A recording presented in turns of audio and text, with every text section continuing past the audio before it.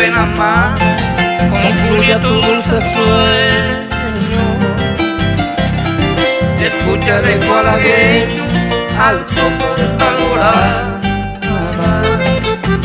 Los librerillos en bandada vuelan ya en lontananza, mientras yo en tu alabanza el canto voy a apreciar. Escucha bella sultana mi plañidero acento, que al son de este instrumento lanzo al pie de tu ventana. Y si tu sueño profana esta mi lánguida estrofa, perdón te imploro mi diosa, mi vida rosa temprana.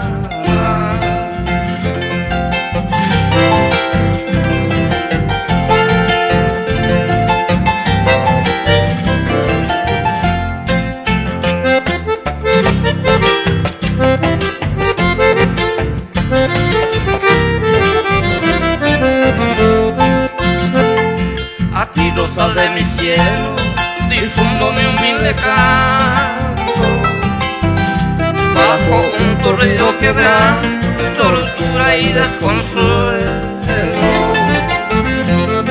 Escucha pues dulce anhelo este gemido incesante, que exhala tu fiel amante semi-muerto de desvelo. Ya el tinte de la aurora salpica el bello horizonte y canta en el alto monte esa calandria cantora, anunciando ya la hora de un amanecer dichoso, con un corteo armonioso y poemas halagadores.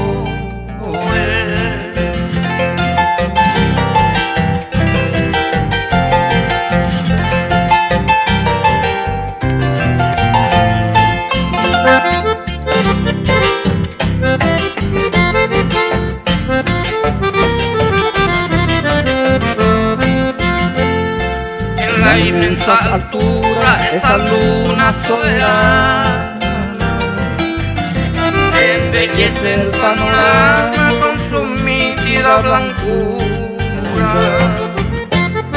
Y en la lejana espesura las aves trinan volando, mientras se asoma cantando el atro rey que ulula.